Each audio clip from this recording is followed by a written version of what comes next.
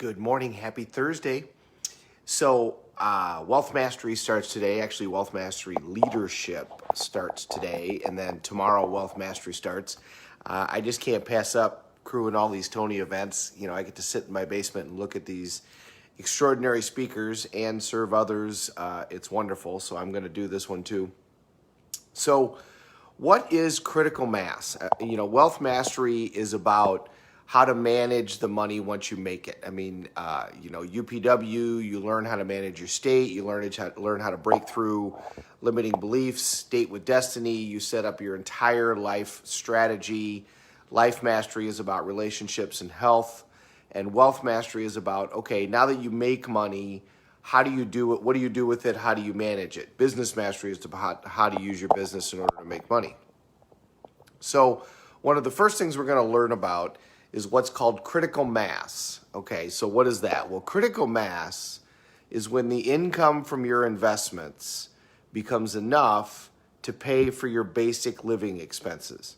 And your basic living expenses would be the roof over your head, food, basic utilities, and basic like transportation.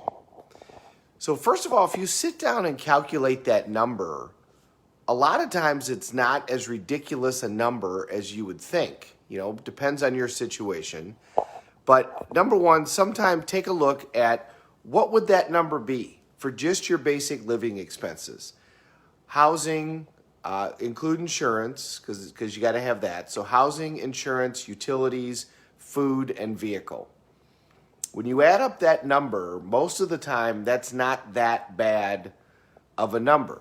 And so critical mass is when you've got monthly income off of your investments, that'll pay for that number. When that happens, you've reached critical mass. You've reached financial independence.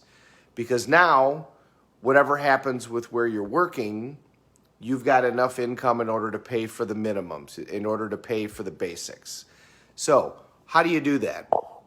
Well, number one, you got to save money, right? You got to pick the percentage that you're going to save, and it's got to go into vehicles that are going to grow. Well, the other way that you can do that is you can reduce expenses. I mean, what happens if your house that you live in is paid for? Long-term housing, not a great investment. Your personal house, investment property, a great investment, probably still the best investment in the history of the United States. I know right now we think it's Bitcoin, but it's really going to be real estate. But your personal house tends not to be a great investment over time for people. Traditionally, it has not been, unless you got lucky.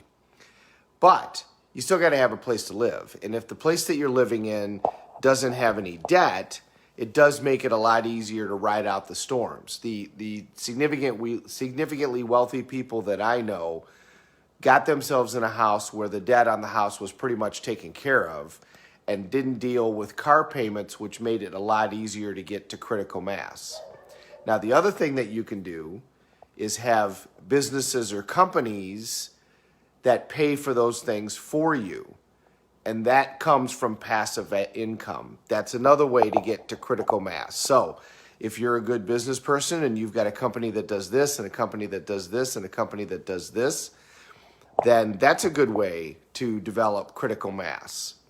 Finally, if you're an investor and you do that very well over time, so especially if you start young. So those of us on here that have kids, I have harped to my child, and she does this, 10%, if you save 10% starting from $1 when you're very young, which I was lucky enough to do as an attorney, the value of time in terms of generating wealth is just, it's ridiculous in terms of how important that factor is. But either way, the object of investing, the object of managing your money is to get yourself to critical mass. It's to get yourself where the income off of your investments pays for your basic needs. So number one, find out what your basic needs are.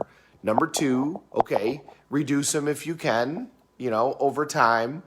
And then number three, set that as your first goal. How much money do I need to generate off of my investments in order to pay for that? Your monthly basics might only be $2,000 a month. Okay. Well, I mean, if you get 3 investment properties that generate $1,000 a month, and then you figure a third of that is going to have to go towards expenses and maintenance and upkeep, you've now made critical mass and you've now reached financial freedom. If you get to a point where you've got significant investments because you've invested over time, and then you can purchase an annuity, not the greatest investments, but still you can purchase an annuity that pays you that amount of money. There you go. If you've worked very hard and paid into Social Security at 65, you, or whatever number it is, because that moves around, you might be able to reach that number. Or if you're lucky enough to have a pension, you might be able to reach that number.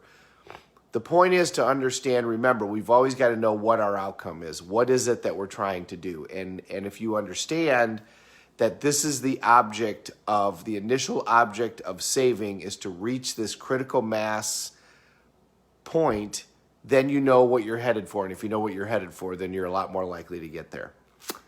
Time for me to go hit the pavement so that I can be ready for day 1 of Wealth Mastery. Thanks for watching, everybody. We got ridiculous speakers, so I'll have great stuff for you all weekend.